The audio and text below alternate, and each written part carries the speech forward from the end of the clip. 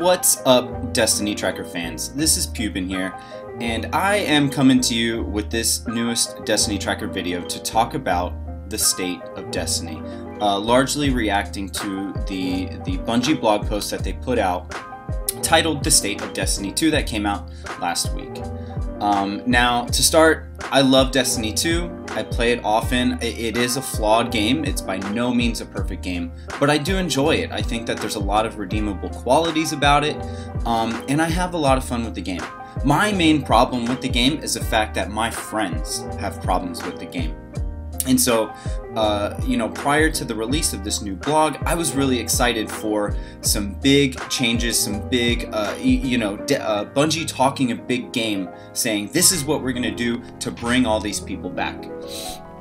And so going through the blog post, I took a lot of notes.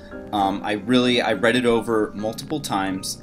And here today, I'm just going to give you kind of my thoughts about what they put in the blog, and going forward into the new DLC, the Curse of Osiris DLC, the things that are maybe looking up, the things that are maybe not looking up, and we'll go from there.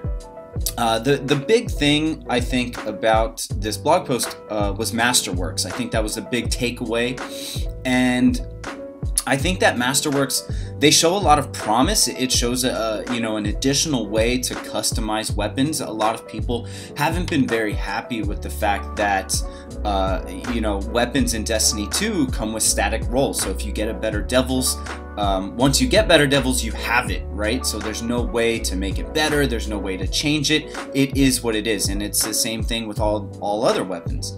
And the Masterworks essentially give you a way to get an upper tier of legendary weapons, and they're able to have re-rollable stat bonuses. And I think that it's a great idea. It's a wonderful change, but I'm worried as to the amount of depth that this is actually going to bring.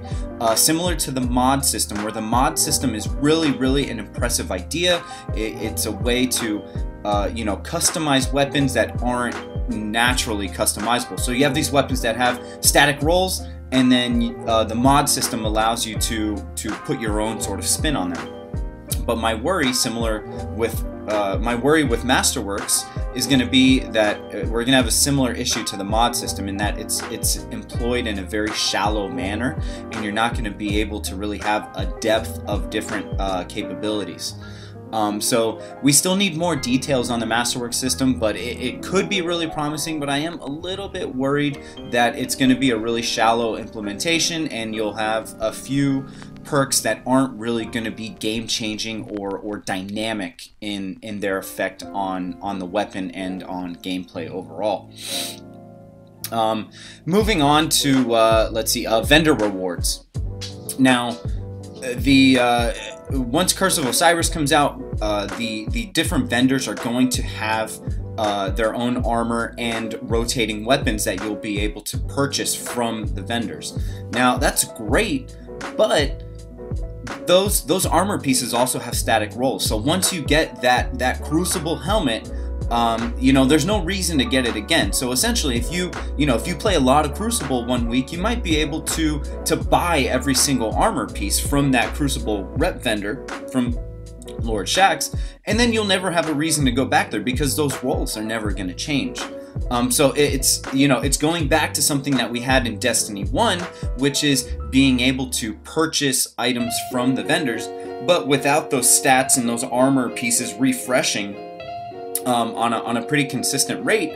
Those vendors are really going to be underutilized, because there's no reason to visit Lord Shaxx for a helmet after you've already gotten the helmet. So it's a good idea, but I'm not sure exactly how it's going to work and how much it's going to be utilized, given that armor pieces have static rolls.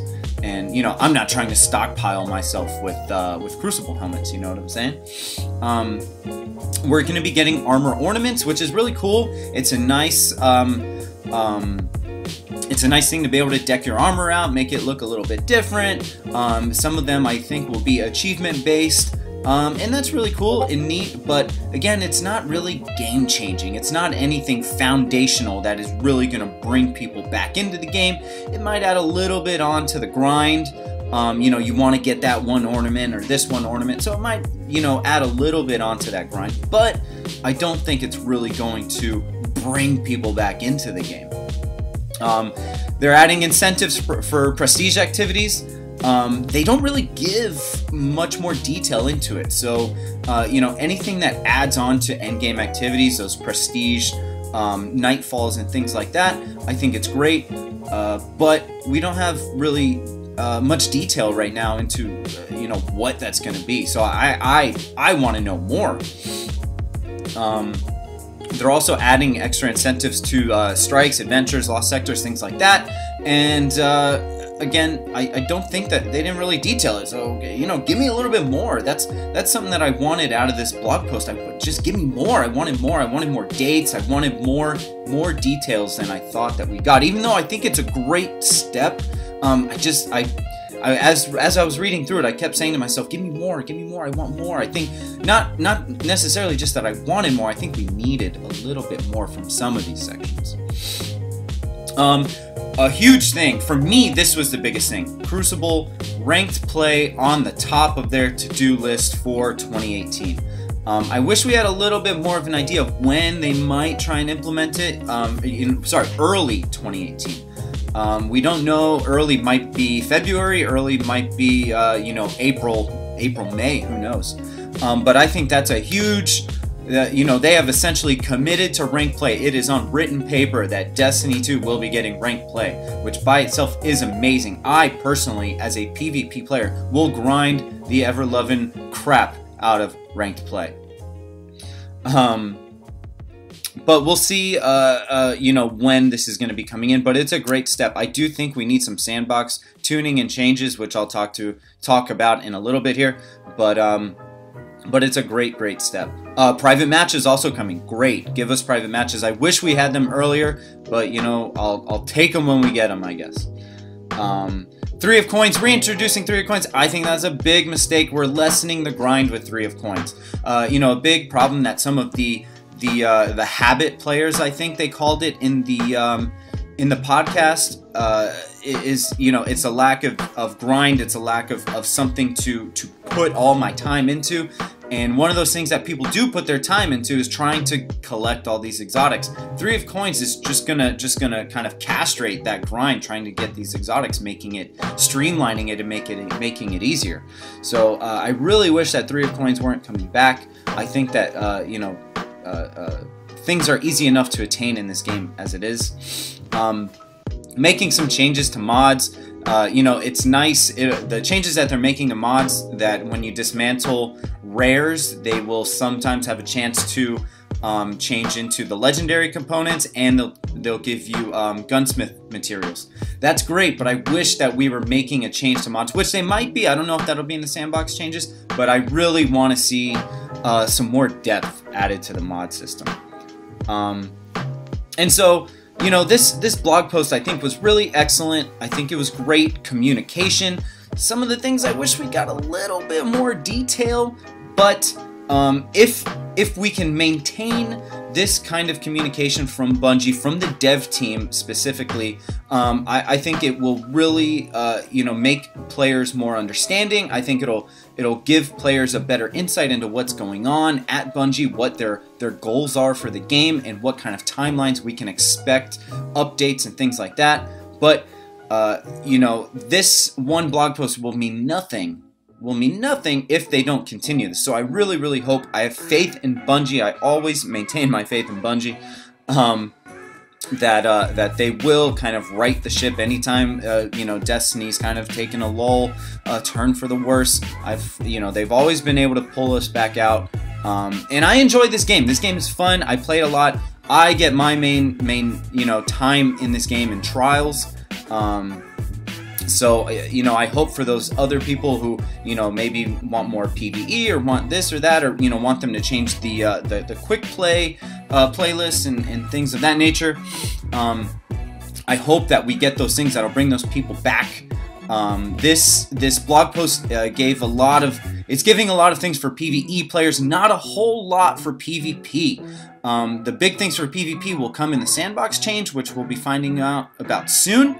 You know, when we eventually get private and ranked, which were mentioned here, but we didn't really get much details. Those things will still be to come. But you know, it's a great start as far as communication. I hope that we keep it up. I thought they were going to mention the sandbox changes here, but that will come out in a post alongside the DLC drop. So those are my thoughts on this blog post and kind of where we're at with Destiny. I hope this game continues to improve. And I hope that that Curse of Osiris goes well. I'm excited to play it.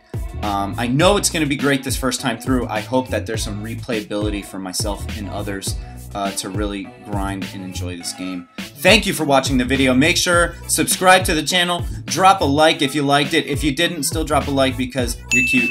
Everybody, have a great day, and we'll see you in the next one.